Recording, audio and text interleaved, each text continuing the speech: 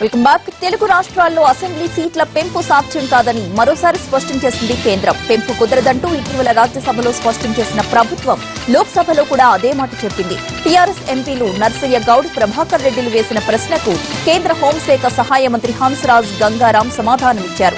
తెలంగాణలో 119 నుంచి 153 సీట్లు, ఆంధ్రప్రదేశ్లో 175 నుంచి 225 సీట్లు పెంచుకోవచ్చంటూ విభజన చట్టంలో పేర్కొన్నారు. కానీ ఆర్టికల్ 170 సెక్షన్ 3 ప్రకారం దీన్ని చేయడానికి కుదరదన్న ఆయన 2026 సంవత్సరం తరువాత జనాభా లెక్కల ప్రకారం సీట్ల పెంపు చేసుకోవాలని రాజ్యాంగంలో ఉందన్నారు. విభజన చట్టంలో పేర్కొన్నట్లు సెక్షన్ 26 ను సవరణ చేసి సీట్ల పెంపు చేయడం కష్టమన్నారు. పులివెందులలో పర్యటిస్తున్న వైసీపీ అధినేత జగన్ తన నివాసంలో కడప జిల్లా ఎమ్మెల్యేలు, మాజీ ఎమ్మెల్యేలతో భేటీ అయ్యారు. త్వరలోని స్థానిక సంస్థల ఎన్నికలు, ఎమ్మెల్సీ ఎన్నికల బరిలో వైఎస్ వివేకానందరెడ్డి ఉండడంతో విజయావకాశాలపై చర్చించారు. జగన్ తో చర్చించిన వారిలో ఎమ్మెల్యేలు శ్రీకాంత్ రెడ్డి, రాచమల్లు ప్రసాద్ రెడ్డి, పి రవీంద్రనాథ్ రెడ్డి, రఘురామిరెడ్డి, అంజాద్ భాషా ఉన్నారు.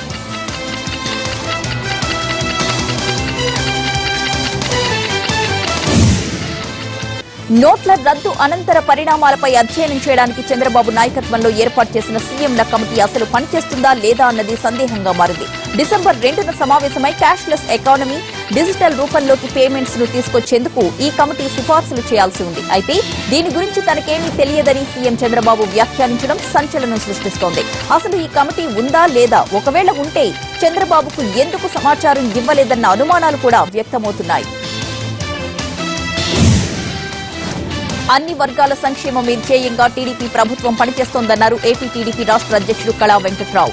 విశాఖ జిల్లా పాయకరావుపేట నియోజకవర్గంలో జన చైతన్య యాత్ర ముగింపు కార్యక్రమంలో పాల్గొన్నారాయన. లోటు బడ్జెట్లో ఉన్నప్పటికీ ఎన్నికల్లో ఇచ్చిన హామీలను నెరవేరుస్తున్నామని, నిరంతర విద్యుత్, యువతకు ఉపాధి కల్పించే దిశగా పనిచేస్తున్నామని అన్నారు. కార్యకర్తల సంక్షేమం కోసం లోకేష్ ఆధ్వర్యంలో ప్రత్యేకంగా చర్యలు తీసుకుంటున్నట్లుగా కూడా తెలిపారు. 3 వారాల పాటు జరిగిన టీడీపీ జన చైతన్య యాత్ర నెల్లూరులో ఘనంగా ముగిసింది. సంక్షేమ పథకాలు, అభివృద్ది పనుల పర్యవేక్షణ, సామాన్యుల కష్టాలు తెలుసుకోవడం, పార్టీ బలోపేతమే లక్ష్యంగా జన చైతన్య యాత్ర జరిగింది. నెల్లూరులో భారీ ర్యాలీ, భారీ సభతో జన చైతన్య యాత్రను ముగించారు మంత్రి నారాయణ. ముగింపు కార్యక్రమంలో మంత్రి నారాయణ హల్చల్ చేశారు. ప్రదర్శనలో పాల్గొన్న మంత్రి నగరంలోని సీమ సెంటర్లో సీఎంఆర్ కేఫ్ వద్ద టీ తాగారు. పెద్ద నోట్ల రద్దు, ప్రభుత్వ పనితీరుపై అక్కడి వ్యాపారులతో పిచ్చాపాటిగా మాట్లాడారు.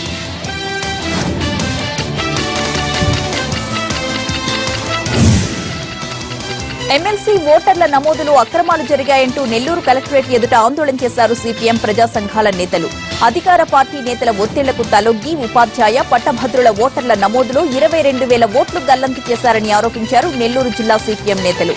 దీనికి బాధ్యులపై కఠిన చర్యలు తీసుకోవాలని డిమాండ్ చేశారు సిపిఎం నెల్లూరు జిల్లా కార్యదర్శి చంద్ర రాజగోపాల్.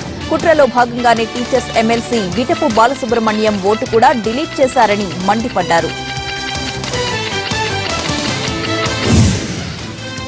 వరంగల్, హనుమకొండల్లో రియాల్టీ గొడవలు భయభ్రాంతులకు గురిచేస్తున్నాయి. వివాదాస్పద భూముల సెంటిమెంట్లలో చేతులకు పని చెబుతున్నారు రియల్టర్స్. బీజేపీలో పేరు ప్రఖ్యాతులున్న ఓ నేత చెంప చెల్లుమనిపించాడు ఓ రియల్టర్. తనపై ఓ రియల్టర్ చేయి చేసుకున్నాడన్న విషయం బహిర్గతమైతే పరువు పోతుందని భావించిన జంగారెడ్డి పోలీసులకు కూడా ఫిర్యాదు చేయకుండా మిన్నకుండిపోయారు. హనుమకొండకు చెందిన రియాల్టర్ రామరెడ్డితో భూ వివాదాన్ని పరిష్కరించుకునేందుకు మాట్లాడడానికి వెళ్లగా చెంపదెబ్బ తినాల్సి వచ్చిందన్న వైనాన్ని ఎవ్వరికీ చెప్పుకోలేదు కూడా. అయితే ఈ గొడవను అక్కడున్న వారెవరో సెల్ ఫోన్లో చిత్రీకరించి సోషల్ మీడియాలో అప్లోడ్ చేయడంతో వైరల్ అయింది.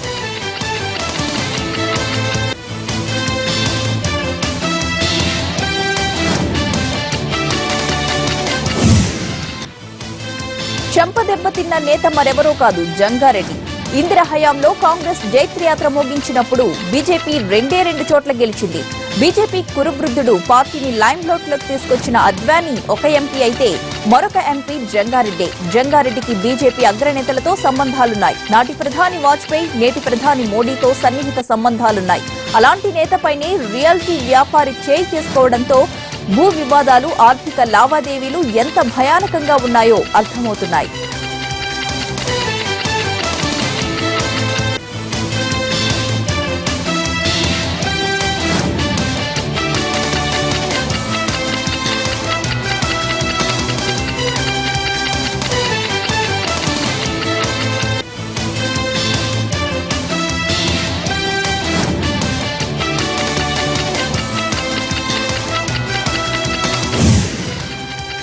నగదు రహిత లావాదేవీల నిర్వహణకు సిద్దిపేటను మోడల్ నియోజకవర్గంగా ప్రకటించడం హర్షించదగ్గ విషయమన్నారు మంత్రి హరీష్ రావు. సిద్దిపేట కలెక్టరేట్ ఐఏఎస్ అధికారి నవీన్ మిట్టల్ వివిధ శాఖల ఉన్నతాధికారులతో సమీక్షా సమావేశం నిర్వహించిన మంత్రి కేంద్ర ప్రభుత్వం తీసుకున్న నిర్ణయాన్ని ధిక్కరించడం జరగదన్నారు.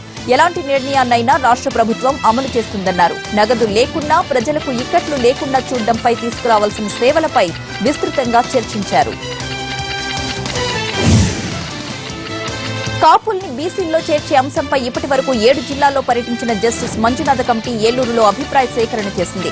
కాపు సంఘాల నేతలతో పాటు వివిధ కుల సంఘాలు, ప్రజా సంఘాల నేతలు, ప్రజాప్రతినిధుల నుంచి వినతులు స్వీకరించింది.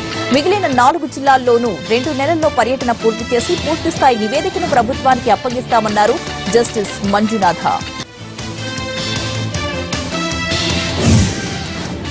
తెలంగాణ, ఆంధ్రప్రదేశ్ రాష్ట్రాల మధ్య లారీలకు సింగిల్ పర్మిషన్ విధానాన్ని అమలు చేయాలని ఏపీ ముఖ్యమంత్రిని కోరారు Srinivas Goud. Telangana lorry owners association గౌరవ అధ్యక్షుడి హోదాలో ఆయన ఏపీ ముఖ్యమంత్రి చంద్రబాబును కలిశారు. ఇతర రాష్ట్రాలకు సింగిల్ పర్మిట్ ఇస్తున్న ఏపీ ప్రభుత్వం తెలంగాణకు కూడా అదే విధానాన్ని అమలు చేయాలని కోరారు. తెలంగాణ ఈ విషయంలో సానుకూలంగా ఉందని, ఏపీ కూడా త్వరగా నిర్ణయం తీసుకోవాలని కోరారు. టీఎన్జీఓ నేత ఎమ్మెల్యే శ్రీనివాస్ గౌడ్కు ఆంధ్రప్రదేశ్ రాజధాని అమరావతిలో అపూర్వ స్వాగతం లభించింది. ఒకప్పుడు హైదరాబాద్లోని సచివాలయంలో కలిసి పనిచేసి కష్టసుఖాలు పంచుకున్న ఉద్యోగులు, అధికారులు రాష్ట్ర విభజన జరిగాక అమరావతికి వెళ్లిపోయారు. వారంతా తమ జ్ఞాపకాలను నెమరు వేసుకుంటూ శ్రీనివాస్ గౌడ్తో ముచ్చటించారు. రాష్ట్రాలుగా విడిపోయినా తమ మధ్య అనుబంధం చెక్కుచెదరదని నిరూపించారు. క్యాంప్ ఆఫీసులో ఏపీ ఉద్యోగ సంఘం నేతలు శ్రీనివాస్ గౌడ్కు ఘన స్వాగతం పలికి ముఖ్యమంత్రి చంద్రబాబు వద్దకు తీసుకువెళ్లారు.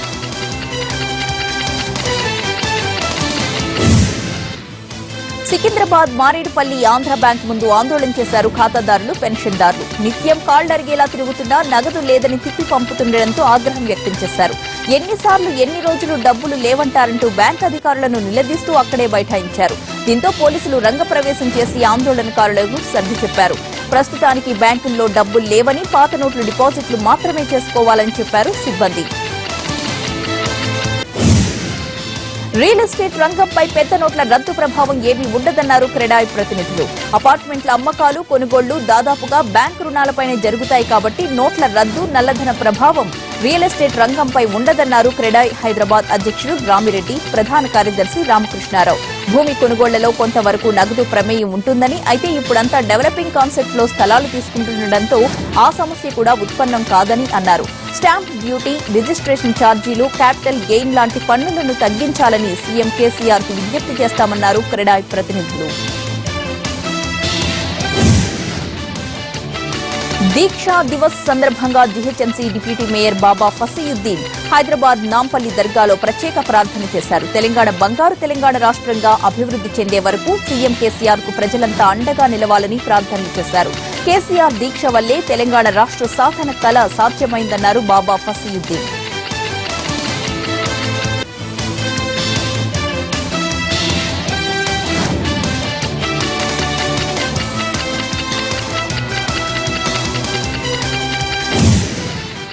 సికింద్రాబాద్ నార్త్ జోన్ పోలీసుల ఆధ్వర్యంలో నిర్వహించనున్న జాబ్ మేళా పోస్టర్ ను ఎస్వీఐటీ కాలేజీలో ఆవిష్కరించారు మంత్రి తలసాని, డీసీపీ సుమతి.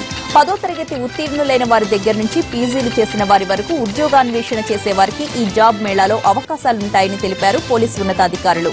సికింద్రాబాద్ లాలాగూడ స్కూల్లో జరిగే జాబ్ మేళాకు నిరుద్యోగులు హాజరై అవకాశాలని అందిపుచ్చుకోవాలని పిలుపునిచ్చారు మంత్రి తలసాని. నిరుద్యోగుల కోసం పోలీసులు ఇలాంటి కార్యక్రమాలు చేపట్టడం అభినందనీయమన్నారాయన. విజయనగరంలో రెడ్ క్రాస్ సొసైటీ ఆధ్వర్యంలో ఘోష ఆసుపత్రిలో దుప్పట్ల పంపిణీ చేశారు జిల్లా కలెక్టర్ వివేక్ యాదవ్. మాతా శిశు ఆసుపత్రి అయిన ఈ ప్రభుత్వ ఆసుపత్రిలో చలికాలం కావడంతో తల్లి బిడ్డలకు సంరక్షణ కల్పించేందుకు అధికారులు ఈ కార్యక్రమాన్ని నిర్వహించారు. 300 మంది రోగులకు దుప్పట్లు అందజేశారు.